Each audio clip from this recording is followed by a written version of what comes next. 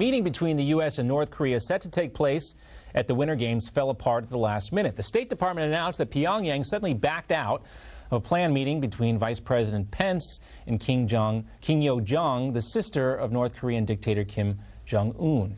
State Department spokesperson Heather Nauert says, quote, at least at the last minute, DPRK officials decided not to go forward with the meeting, adding that we regret their failure to seize this opportunity. And this is where we would like to bring in our next guest, Daily Beast columnist and one of the foremost experts on North Korea, Gordon Chang. Gordon, great to have you back with us here on Newsmax Now. Thank you so much. We should also mention that Gordon is the author of Nuclear Showdown, an important book on this issue with North Korea. Now, Gordon, was this really a missed opportunity, or was this meeting never going to happen in the first place? It seems like maybe a bait and switch by the North Koreans. Yeah, the North Koreans, I don't think were that serious. And for us, it's not a missed opportunity. What Vice President Pence was doing, I think, was agreeing to meet with the North Koreans in order to keep Moon Jae-in, the South Korean president, happy. And we want to do that because we want to make sure that our alliance with South Korea remains strong. If the North Koreans bug out, well, you know, that is sort of embarrasses Moon, but it does not embarrass the United States. And I don't think that we've missed any opportunity to disarm North Korea. The North Koreans, we only want to talk to them when they know they've got to give up their weapons. They're not there yet. This is not a big deal for us. And more from what Heather Nauert said at the State Department, quote, we regret their failure to seize this opportunity. We will not apologize for American values, for calling attention to human rights abuses, or for mourning a young American's unjust death, in reference to Otto Warmbier. Now, you mentioned the South Korean President Moon. Do you think, Gordon, that he is intentionally trying to kind of put a wedge between the United States and what we want to do with the North Koreans? Because I don't know if this guy can, you know, we have to trust him. Of course, he's a South Korean president, but it does seem like he might not be the best partner to work with on this right now.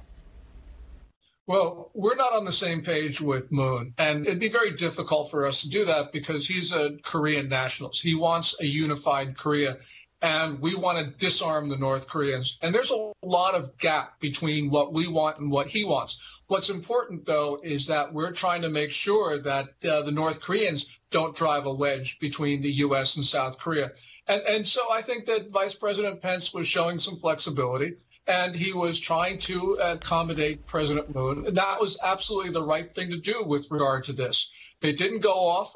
That's because the North Koreans, I think, really delegitimized themselves. You know, they had this big propaganda blitz. They brought down the cheerleaders. They brought down the sister of Kim Jong-un.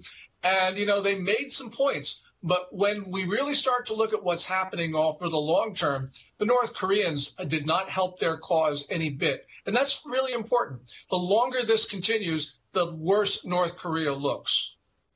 It seems almost like Pence may have called the bluff of North Korea on this. Something else I wanted to point to, chess legend Garry Kasparov, who is also the chairman of the Human Rights Foundation, wrote an opinion piece for the Washington Post. I'm going to quote some of that right here.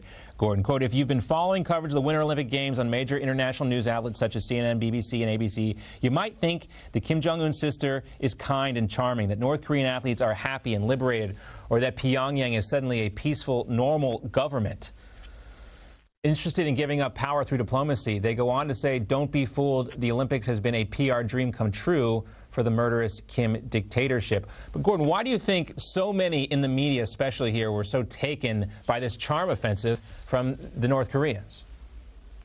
Well, there are a couple of reasons. First of all, Kim Yo-jong, the sister of the North Korean leader, she's the first member of the immediate Kim family to come to South Korea since the end of the Korean War.